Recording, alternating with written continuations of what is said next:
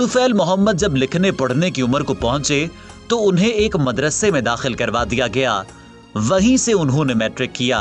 मजीद तालीम के लिए तुफैल मोहम्मद ने गवर्नमेंट कॉलेज जालंधर में दाखिला लिया, जहां से एफए का इम्तिहान पास किया।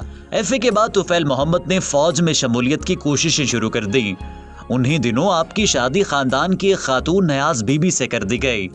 जुलाई 1932 में आप बतौर सिपाही फौज में भर्ती हो गए। 1940 में आप सूबेदार बन गए और 1943 में पंजाब रेजिमेंट में कमीशन हासिल किया। 1947 तक आप मेजर के ओहदे तक पहुंच चुके थे। पाकिस्तान मारज़े वजूद में आया तो अब खानदान के हमरा पाकिस्तान शिफ्ट हो गए और पाक फौज में खिदमत सर अंजाम देने लगे। मेजर तुफैल मुसल्लह फोर्सेज में मुख्तलिफ कमांड और तदरीसी तकर्रियों के एक इम्तियाजी करियर के बाद 1958 में कंपनी कमांडर की हैसियत से मशरक़ी पाकिस्तान में तैनात हुए। जून 1958 में मेजर तुफैल मोहम्मद की तैनाती ईस्ट पाकिस्तान राइफल्स में हुई। कुछ अरसा ही गुजरा था कि दुश्मन की फौज बैनुल-अक़वामी क़वानीन की खिलाफ वर्जी करते हुए मशरक़ी पाकिस्तान के एक गाँव लक्ष्मीपुर में दाखिल हुई। वहाँ उनके स्मगलर्स भी डेरे डाल चुके थे।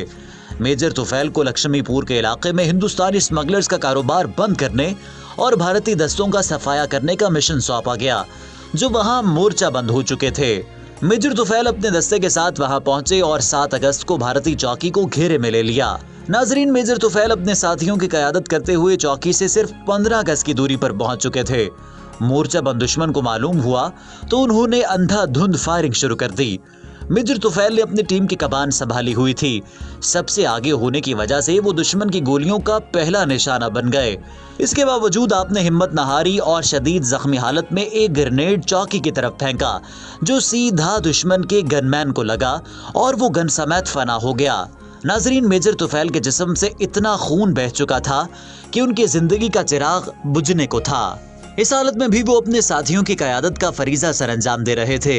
उनके हैंड ग्रेनेड से दुश्मन की एक मशीन गन तो खामोश हो गई, लेकिन दूसरी मशीन गन ने उसी वक्त फायरिंग शुरू कर दी, जिसकी अंधाधुंध फायरिंग से मेजर तुफैल की सेकंड इन कमान निशाना बन गए। मेजर तुफैल ने एक ग्रेनेड के जरिए उस गन को तबाह कर दिया।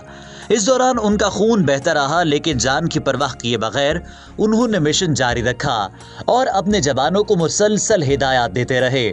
अब लड़ाई दूबदू लड़ी जा रही थी। मेजर तुफैल ने देखा कि दुश्मन का एक फौजी दबे पांव एक जवान पर हमला आवर होने वाला था। मेजर साहब शदीद जख्मी थे, चल तो नहीं सकते थे, लेकिन रेंगते हुए उस तक पहुंचे और अपनी टांग से उसे परे गिरा दिया। जैसे ही दुश्मन ठोकर खाकर गिरा, मेजर तुफैल ने अपने हेलमेट से उसके चेहरे पर ज़रबे लगाना शुरू कर दी और उसे अंजाम तक पहुंचाया। नाजरीन, मेजर तुफैल शदीद जख्मी होने के बावजूद इस बहादुरी से लड़े कि भारतीय अपने पीछे 4 लाशें और 3 कैदी छोड़कर फरार हो गए। दुश्मन को कारी ज़रब लगी थी। मेजर तुफैल और उनके साथियों ने उस गांव को हिंदुस्तानी फौज से बागुजार करवा लिया। मेजर साहब के सिपाही उन्हें शदीद जख्मी हालत में खेमे में लेकर आए, जहां से खुसूसी इंतजाम करके उन्हें अस्पताल ले जाया गया। ऑपरेशन के दौरान उनके पेट से 4 गोलियां बरामद हुईं, लेकिन टांके लगाने के दौरान वो शहीद हो गए।